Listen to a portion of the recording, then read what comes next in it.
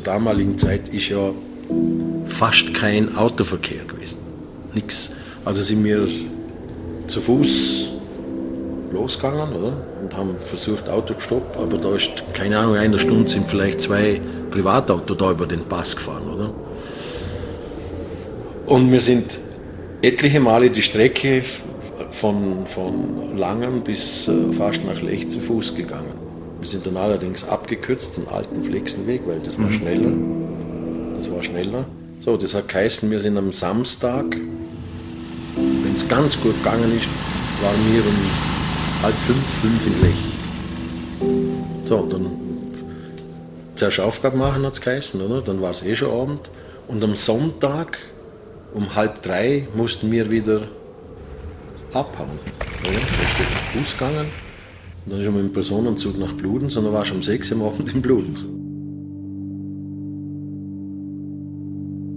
Also im Winter ist man, glaube ich, wo wir da oben noch schulpflichtig waren, nie in die Stadt gekommen. Das war dann, ich kann mich noch erinnern, wo mein Vater das erste Auto gekauft hat. Das war ein VW Käfer. Und da ist man vielleicht, ja im Frühjahr, wenn kein Schnee gewesen ist, ist man.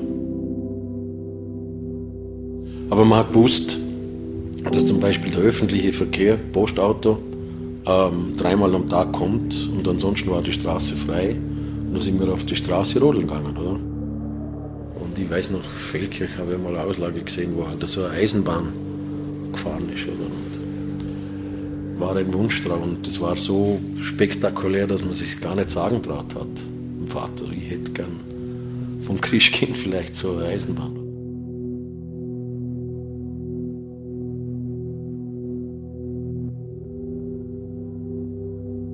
Wenn es zum Beispiel einmal ein Äpfel oder etwas geht, ist das schon etwas Besonderes gewesen. Warum? Mit dem Lechoppen hat es kein Äpfel gegeben. Oder das sind jetzt besondere Dinge gewesen, die es bei uns gegeben. Sonst sind wir ganz einfach aufgewachsen. Es hat, was jetzt zum Essen geht, zum Essen hat es halt gegeben, in der Früh hat es Riebel gegeben. Und der ist von Haus zu Haus verschieden gewesen. Bei meinem Nachbar zum Beispiel hat es der helle Riebel gegeben, also der weiße Riebel. Und bei uns hat es der gelbe Riebel gegeben. Interessanterweise jetzt, wenn ich zurückdenke, mag ich der Gelbe immer noch wahnsinnig gerne. Damals, als ich jung war, habe ich den Weißen lieber mögen. Warum? Weil ich in der Nachbarschaft war.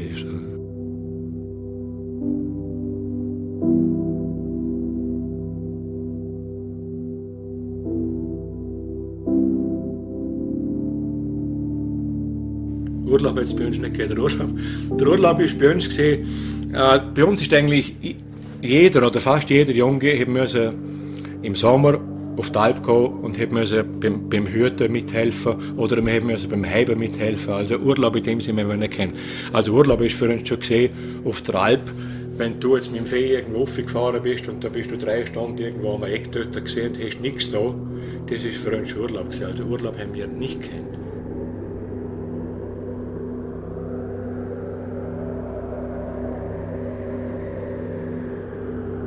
Wir haben mit Angst eigentlich überhaupt nicht. Angst ist für mich eigentlich nie da gewesen. Wir haben gewusst, dass es Lawinen gibt, wir haben gewusst, dass es Feuer gibt, oder zum Beispiel, Anfang 60er Jahre ist in Zürich aber zum Beispiel die Edelwiese abbrennt, da bin ich ein junger Bub, da bin ich 11 oder 12 Jahre alt gewesen. Und da hat es 30 Grad, also über 30 Grad minus gehabt. Und das ist halt dann abbrennt, das Hotel Edelweiss, oder? Aber dass ich da Angst hatte oder etwas, das ist für mich überhaupt nicht der Fall. Ich bin also selber einmal ganz kurz unter einer Rutsche, also nicht eine Lawine, sondern unter einer Rutsche hingekommen. Wir sind natürlich als Buben, sogenannte Doppelabfahrt hätte geheißen. Und da haben also alle gesagt, Doppelabfahrt ist verboten, da darf man nicht anfahren. Und alles, was verboten ist, ist natürlich interessant. Oder? Und dann haben wir gesagt, das ist für uns nicht, da haben wir keine Angst gehabt. Nicht. Und dann haben wir sogar hinterher noch gemacht, dass wir gesagt haben, wir können einander einmachen. Oder? Das heisst, einer ist im Loch da noch gesehen, der andere hat probiert, das abzuretten. Und dann bist du dann hinterher mal bis da im Schnee drin gesehen, also bis zum Hals im Schnee drin gesehen.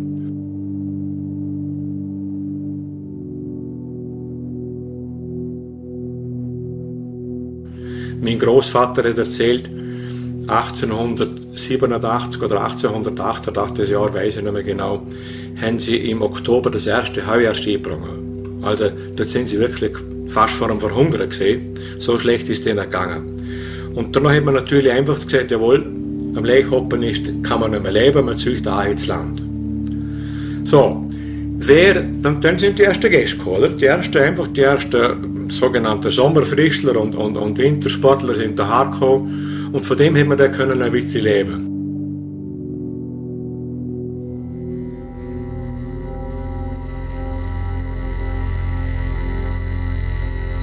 Meine Mutter hat mir die Natur gezeigt. Ich war viel im Wald, überhaupt in der Natur. Und habe das Wild auch kennengelernt. Das hat mich dann auch später geprägt als Jäger. Bin auch Jäger und Fischer. Also lebe in der Natur, wenn ich Zeit dazu habe.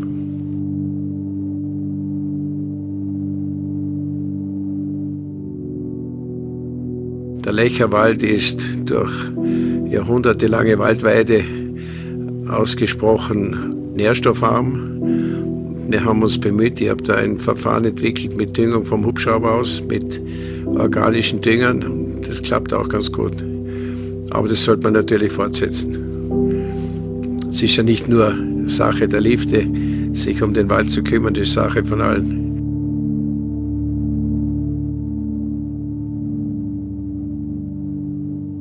Ich bin ja selber dran schuld, der Tourismus hat stetig zugenommen.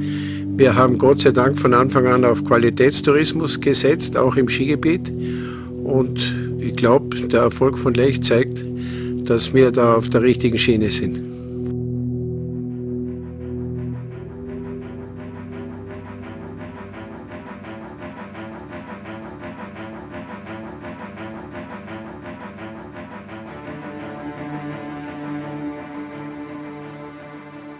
Ich kam mit 3 Jahren aus Heidelberg nach Lech zu Kriegsende, weil der Großvater und meine Eltern gemeint haben, wir sollten eventuell einen Bombenterror entrinnen und in die Skihütte nach Lech gehen, ins Bildsteinhüsli.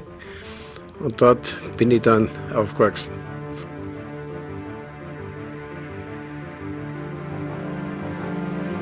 Mein Großvater und meine Großmutter waren Skitouristen am Arlberg, beides gebürtige Bregenzer. Und mein Großvater hatte als Hobby angefangen, Lifte zu bauen in Zürs und Lech. Im Hauptberuf war er der technische Chef von Daimler-Benz Mannheim. Lifte waren nur Nebensache, aber nach dem Krieg hat sich das dann zum Hauptberuf entwickelt. Und zwar der ganzen Familie. Meine Mutter war Chef der Skilifte Lech nach meinem Großvater. Momentan bin ich, aber meine Ära ist auch gleich zu Ende. Und ich habe mich bemüht, eine junge Mannschaft so aufzustellen, dass das auch so gut weitergeht.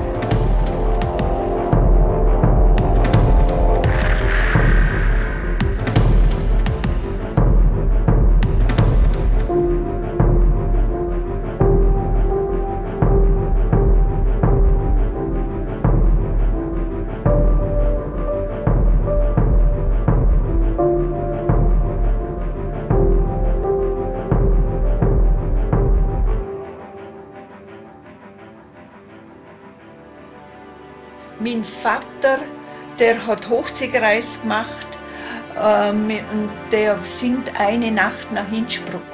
Und das war dann der Urlaub, glaube ich, seines Lebens. Und für mich Urlaub, also bis ich geheiratet habe, hat man nicht gekannt.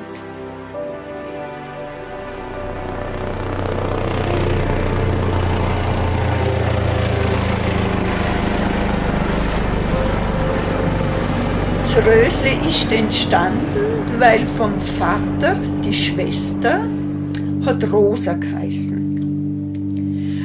Das war die Rosa. Und die ist mit 3,24 ist die nach Boppard und von dort ist sie nach Afrika als Missionsschwester. Und dann war ich halt so klein und fein und dann war das Rösle.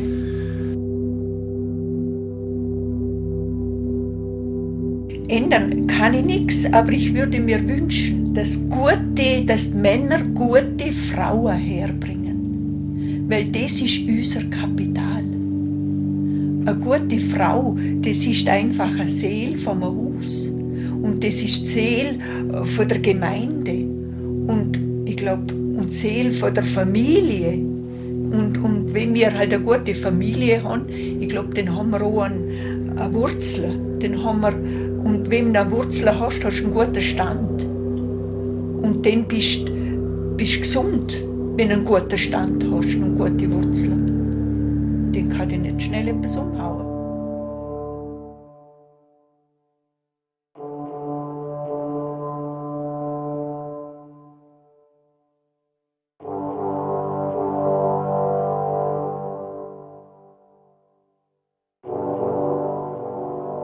Ich war ja ein begeisterter Bergbauer. Ich habe vom Vater die Landwirtschaft übernommen, oder? Und ich war viele Jahre Obmann vom Viehzuchtverein. Ich war in der Sennerei genossenschaftlich, war ich im Vorstand und überall habe ich mitgearbeitet. Also. Und dann habe ich einmal, da bin ich um 5 Uhr in der Früh aufgestanden zu mähen und dann bin ich plötzlich im Gras erwacht. Da war ich bewusstlos, bin ich im Gras drin gelegen, im kalten, nassen Gras. Und dann bin ich aufgewacht, da hat es mich so gefroren. Und dann bin ich gleich nach Innsbruck, oder? In die Klinik. Und da habe ich gesagt, nein, ich muss heim zum Heuen. Und dann ist er böse geworden. Hat er, was? Hat er gesagt, Sie haben ein Riesenglück, dass Sie noch da sitzen können. Da hat er gesagt, dass Sie überhaupt noch am Leben sind, oder? Dann habe ich die Landwirtschaft aufgegeben. Ich habe wirklich schönes Vieh gehabt, schöne Kühe und so. Und danach habe ich kein Heu mehr gehabt, habe müssen alles Vieh verkaufen. Das hat mir wahnsinnig wehgetan, oder?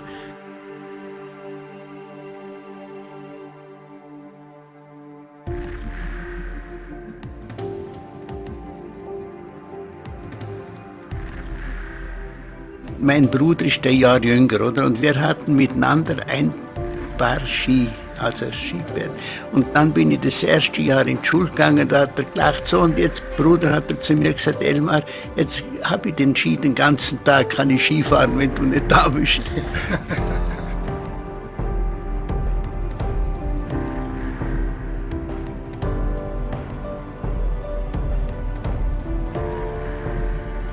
Ich bin 1948 in die Skischule gegangen als junger Skilehrer. Dann war ich 20 Jahre Skilehrer und dann war ich anschließend 20 Jahre Skischulleiter in Lech. Als ich aufgehört habe als Skischulleiter, da hatte ich 250 Skilehrer. Und ich kann mich erinnern, ein Gast ist einmal zu mir ins Skischulbüro gekommen und hat gesagt, so Herr Walch, ich muss Ihnen was sagen. Eine Skischule wie du hast, habe ich nirgends gefunden. Und der hat zu mir gesagt, wenn ich beim Lift hinaufgefahren bin, auf über 100 Meter hat mir jeder Skilehrer gekannt, alle sind so schön einheitlich gefahren. Und heute ist das nicht mehr so.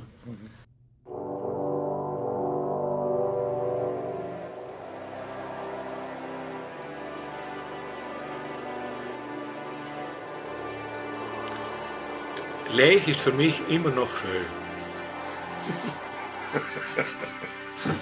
Ich sag dir warum. Ich sag dir jetzt warum.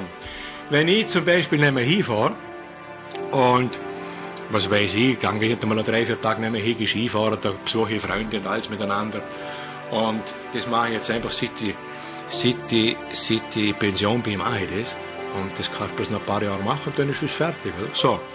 Und dann kommst du zurück, oder im Sommer, wenn du ein paar Tage fortfährst, dann kommst du wieder daher und du fährst von Zürs in Lech an und dann kommst du zur Mühlegarage und dann tut sie Lech auf. Das ist für mich immer noch etwas vom Schönsten. Also, da denke ich mir immer, wir sind also an einem wunderschönen Ort, sind wir daheim. Ich möchte nie anders sehen.